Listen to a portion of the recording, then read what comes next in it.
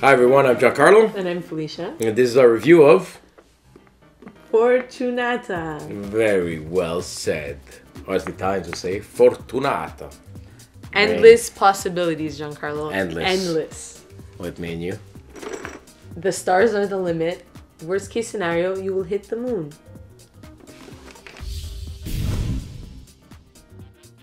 In Fortunata, players are trying to get the golden ring on one of the border spaces by using a legion of mythical creatures. In the box you'll find a pentagon-shaped board with several spaces on it, which you'll place in the middle of the table, a golden ring which you'll put on the space in the middle of the board, 5 double-sided board with quick reference guides and 2 cards, the mouse and the bee, which you'll give one to each player, 16 unique character cards which you'll give out randomly and face down to each player. The amount will differ depending on the number of players you are. 7 bases for each of the 5 colors. Assign a color to each player and they'll take a number of bases equal to the number of character cards they got plus 2. 5 black rings, give one to each player. 26 orbs, 16 for each unique characters, and 5 each for the mouse and the bee.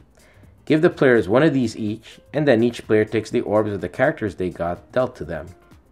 And a character reference book, which should be kept in easy access for all players. End your turn while in the possession of the golden ring in the outer space, and you win. Before we explain how to play, there's a crucial setup each player must do. That is to create their lineup. To do so, place your orbs face down on your colored bases.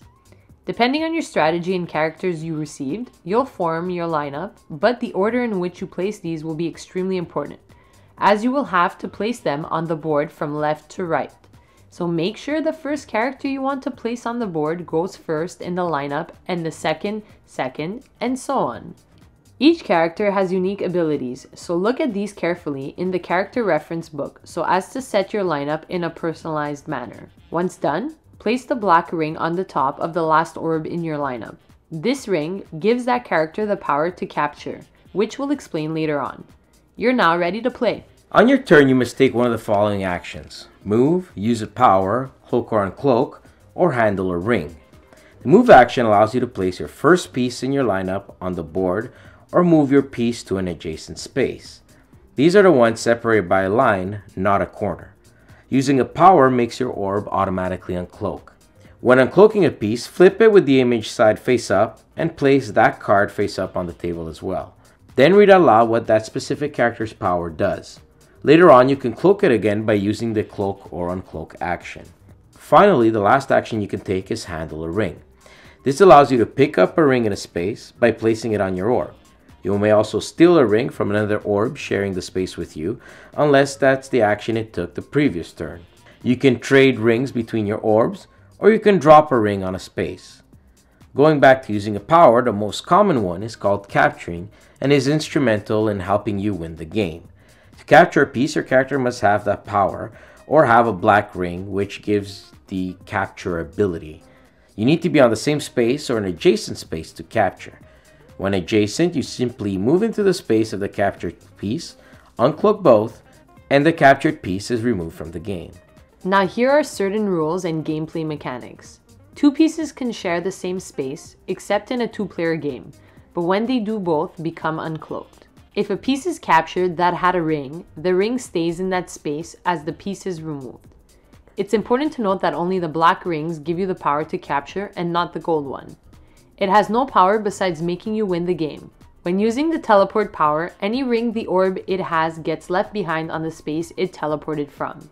If a character ends their turn in possession of the gold ring on an outer edge space, that player wins. Fortunata actually offers very refreshing game mechanics. The game lends itself to using pieces as sacrificial pawns, but when capturing comes along and the orb becomes uncloaked, a nasty surprise might await your opponent.